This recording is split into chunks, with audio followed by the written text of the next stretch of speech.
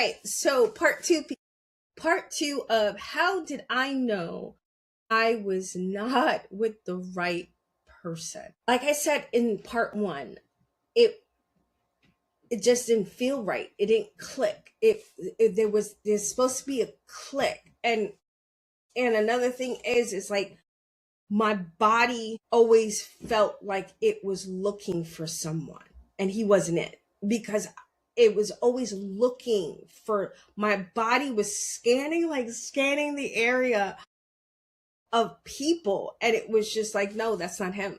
And my body, I don't know, it was my body, my soul, it was probably a mixture of all of them. It was like, no, that's not him. No, that's not him. No, that's not him. And it was just like, I knew it wasn't, but I needed to do certain things. Like I told you, my ex-husband, it was like he taught me how to fight. Like he literally taught me how to fight. He taught me how to fight. He taught me my worth in an indirect way. In an indirect way, he taught me that nobody talks to you like that. Who are you talking to? How many times I have punched that man in his mouth for how he was talking to me? Who are you talking to? Like, that is crazy. But it was because I was asleep. Right? I was completely asleep. Never want to see this person ever again in my life. But I digress. I was asleep, right? I went to church. I was so submissive. And I felt like I messed up the first time. So I was going to get this right. I was going to get this right. I blamed myself for the first time. I'm going to get it right. All this other stuff. But what I did not get right was, or I got it right because it got me here. But what I didn't see, because it would have went so much faster, what I didn't see was that he was there to serve a purpose. He was not my person. He was there to serve a purpose. And if I would have kept him in the purpose that he was there for, it would have went faster. And I would have been able to let go faster. I would have learned the lessons that I needed to learn. And I would have moved on. But the issue was, I didn't know who I was. I had a friend once. He kept asking me, like, what made you do this? And I was just, because everybody fucking sees me as like this Amazon lady that takes no shit from nobody and all. Don't get it twisted. Yes, I am. But guilty. But there's still a 7-year-old kid in me. You know, that 7-year-old that wants to be like, that wants to be picked first for the first time, picked first, to do anything, not be an afterthought, to want to be part of something. There's that 7-year-old, and I have to keep reminding that 7-year-old, bitch, you a part of me, let's go. You understand? And then she's like, yeah, you're right, anything. But I know the same way she knows, there's another person out there. There's a person, and it's like, I did not know that at the time that he wasn't it. And, but at the same time, something inside was like, nope, this ain't it. It wasn't. It was, nope, this ain't it. We'll do what we got to do within this, but this ain't it. We're not going to stay here. It's more like that. We're not going to stay. And I did everything I could to make it a forever thing. I did everything. And for me, that's what I meant by, if I knew then what I know now, it would have moved faster, because I would have been like, okay, what are you showing me? Now I ask myself and I ask my team, what are you trying to show me with this shit? Like, obviously you're trying to show me something with this. What are you trying to show me? What am I not seeing? Then I clear it, muscle test, do whatever. And I'm like, I find out where the lesson is. I'm no longer as connected or stuck with people and things as I used to. That's how I learned to detach, and to, like, because it's not, okay, it's not personal. This is not this relationship. If you don't see the relationship as something that I see it as, that's not a relationship. That's a miscommunication. Does that make sense? If you see the relationship same way I see the relationship, and we work towards a relationship the same, then that's your person, because we're both seeing the same thing. But if you see it one way and I see it a different way, we're never going to connect. You can't fix that. That's like trying to put a square peg in a round hole. You can't do that. And it's like there's certain things and certain, kind of like a Rubik's Cube. You have to figure it out. You have to figure out the combination to make it be the way it's supposed to be. And you can't take someone who doesn't belong and put them in that seat.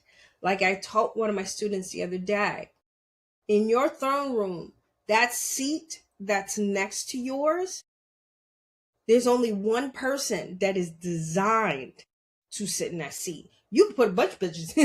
You could put a bunch of people in that seat. You could put anybody in that seat if you want. You could put your dog in the seat if you like. You understand? But there's only one person that is designed by, you're gonna be like, what does design mean, Killer? Design means they went through certain things in order to understand you, and vice versa. You went through certain things to understand them. You understand? You went through certain traumas, and people are like, oh my God, it sounds like a trauma bond. No, it's not. There's a difference between a trauma bond, because I've been in one.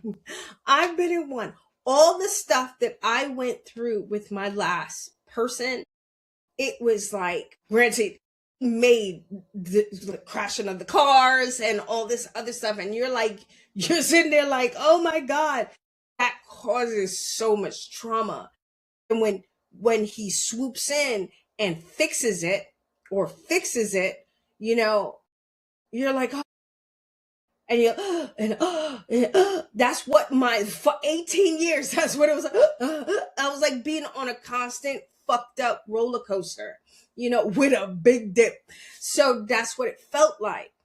But it happened because, remember, I told you I can't have pity parties anymore, because it's like, it's no longer, oh, woe is me, this happened to me. No, what the hell, what is it showing me? What is the purpose? Why is it here? What is it?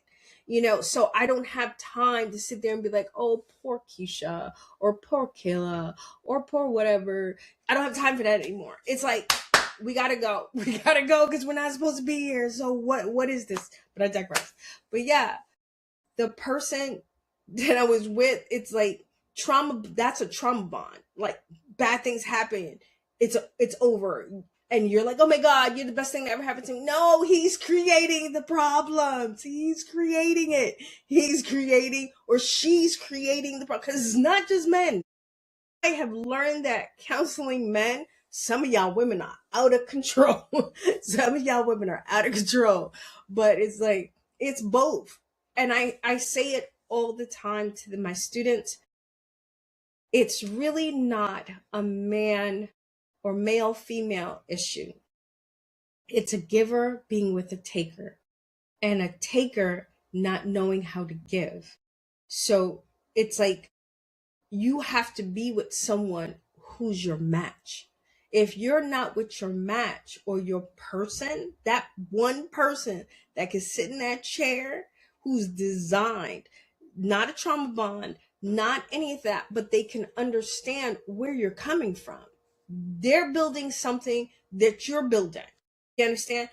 A person who is a software engineer, I'm not saying that you can't get with another person, but that person has to kind of like sit down and have a conversation with someone who's doing something completely different, and all they do is talk about what they do and they don't care about what you do. That's a problem. That's not going to work out, because it has to be a ping pong relationship. You give, they give. You give, they give. You understand? It can't just be, this is what I think we should do. That's how I knew I was with the wrong person too. This is what I think we should do. And I was just like, okay. Then it got to a point where they were just doing stuff and I wasn't even included in what they were doing. And I was just like, so what the hell is this? And they're like, oh yeah, I made the decision because I knew what you were going to say. That I knew I was with the wrong person. When they were like, yeah, I already knew what you were going to say. How the fuck do you know what I'm going to say? You don't know me like that. I don't even know me like that. So it's like, and I was like, and the first 2-3 times it happened, I was like, hey, please don't do that. Because anything, and this is for someone, anything that affects your life, you need to be able to make a decision. You need to be able to have a voice. And I don't care if it's a partnership. I don't care if it's a marriage. I don't care if it's a connection. I don't care if it's a relationship. You need to be able to have a say in what goes on because it affects your life. This is your life. No one's allowed to take that from you. That's how I knew I was with the wrong person, because I was just like, none of this is for me. None of this is making me feel better or making me feel good. So why am I doing it? So I don't want this to be long. So I'm going to go to a part 3. This is the first time I'm doing this. So we're going to see, I'm going to go to a part 3. And in part 3, I'm going to tell you what I did I'm going to be truthful. I'm going to be transparent. I'm going to tell you how it affected me when I found out. That's what I'm going to tell you, right? Stay blessed.